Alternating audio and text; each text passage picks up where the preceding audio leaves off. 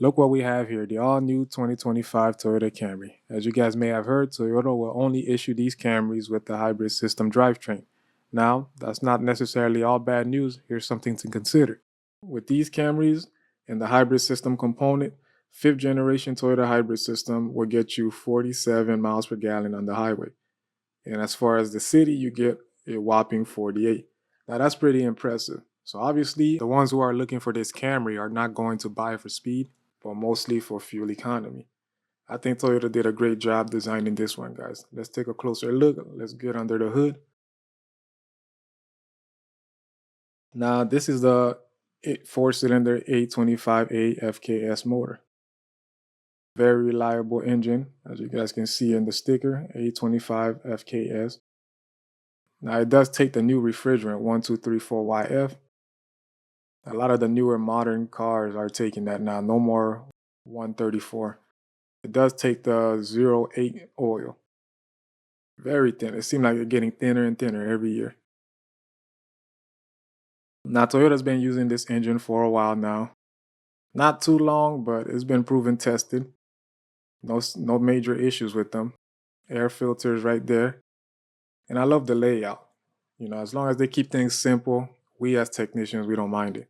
And I'm sure you guys at home, if you kind of like a DIY mechanic, you appreciate it yourself. And of course, there go that bypass hose. I know some of you guys are having issues with the RAV4s and Corollas, very little Camrys. So hopefully they updated the part number on that bypass hose so you don't get that engine maintenance required light. Got your hybrid battery wire coming from the hybrid battery going to the inverter. Like I said, these hybrid system components have been proven tested. They've been proven to be reliable. Toyota has been using them for a while now. And honestly, in the shop, we haven't seen any major issues with them either. So that's a plus. I'm glad they kind of kept things the same. If it's not broken, don't fix it.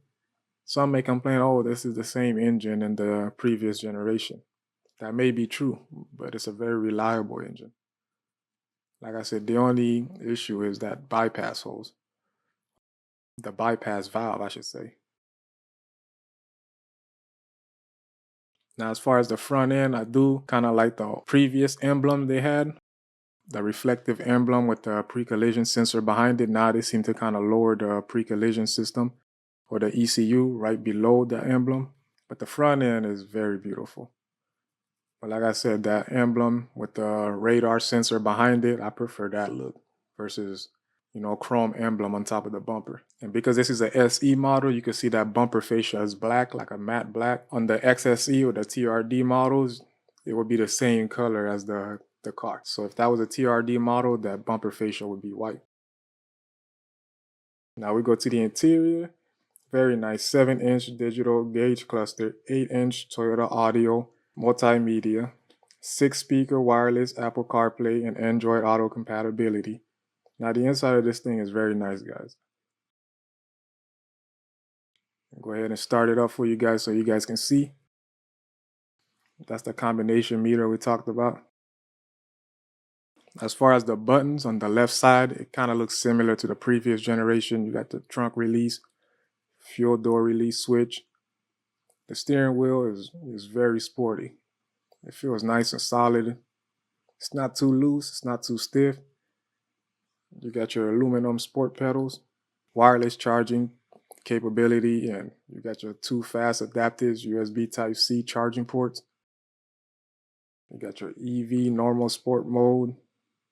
The cup holder, I like the way they laid it out, and it kind of extends a little bit further towards the front to give you a little bit more storage space. And I like this little finish look right there. Automatic AC control. It seemed like all the newer Toyota models are going towards this toggle type switch. It's not much of a button, it's more like a little toggle switch.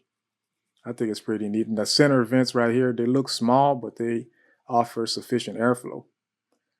It was kind of throwing me off at first. I'm like, these little vents look kind of small for a Camry, but the airflow coming out of them is sufficient. And these fins right here, I like the way they kind of made it mesh into that outside outer vent. They make it seem like it's like one huge vent. I think it's a nice little touch. Of course, you know, it comes with a 21 multimedia display. You got the sunglasses holder, nothing too fancy here. I mean, of course, this is the SE model, so no sunroof. You got two microphones, one overhead on the driver's side and on the passenger side as well. Look inside the center console. Not much going on there. You got a cigarette lighter, cigarette port, I should say. I mean, the SE model is not made to be like the XLE or the TRD, but it does come with leather seats, which I think is nice that they at least gave you a two-tone kind of combo package here. Of course, it comes with power seats with lumbar support, which is a nice touch. I'm glad they didn't use a mechanical seat. Overall, the interior design so far, I think it's nice.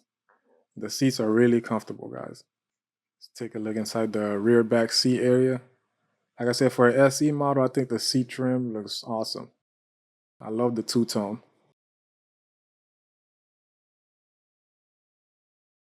In the back, you got a regular fast charging port, USB, and a USB Type-C towards the right. It gives you the best of both worlds depending on the charger you have. Let's take a look inside the fuel lid. And advice for you guys, if you are going to fill your car up with gas, instead of just letting the gas cap just dangle down, just use this little thing right here to hold your gas cap, because over time you just let it kind of chew up the paint, because we all have the tendency to take the gas cap off and just let it dangle on the side of the car, but instead just hang it up right there. That's what it's there for. Just thought I'd add that in there. Now let's take a look inside the trunk space. You got your spare tire tools. It comes with a jack. Like I said, not much going on under here. Towards the right, you got a little access panel to get access to your battery. Like I said, simplicity. That's what we're all about here at Toyota. Let's lift the vehicle up, see what's going on underneath. As you can see, not much. They still kept the cover that allows airflow to hit the power steering ECU or the rack. But as you can see, there's not much going on underneath. It's a lot of plastic. So if you're trying to do a lot of stuff at home, these can be annoying. Here we have a 9th generation Camry, and to the right we have a 5th generation Camry. And it's crazy seeing them side by side to see how far Toyota Camrys have come.